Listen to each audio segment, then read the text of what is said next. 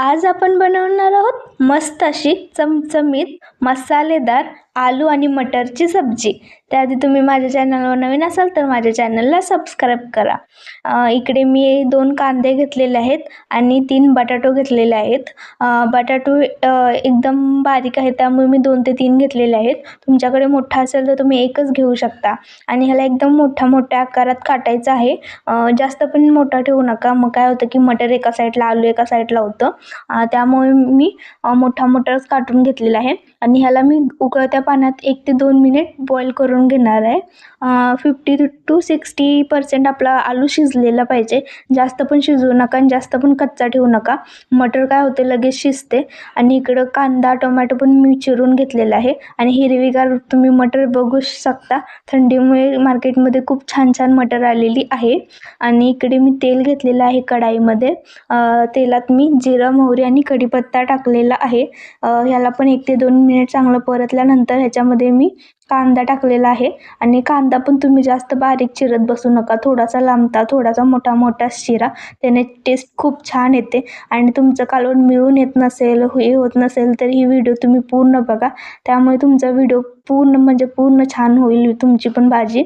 आणि इकडे मी टोमॅटो टाकून त्याच्यामध्ये मसाले टाकलेले आहेत। ह्याच्यामध्ये मी पहिल्यांदा लाल तिखट आणि काळा मसाला टाकलेला आहे आणि त्यानंतर मी त्याच्यामध्ये थोडीशी धनियापूड टाकलेली आहे आणि थोडीशी हळदी एकदम टाकलेली आहे। ह्याने टेस्ट खूप मस्त येते। आणि ह्याच्यामध्ये 2 चम्मच इतका मी खोबऱ्याचा मसाला घातलेला आहे आणि थोडं पाणी करून आपल्याला ह्याचा मसाला एकदम छान असा भाजून घ्यायचा आहे।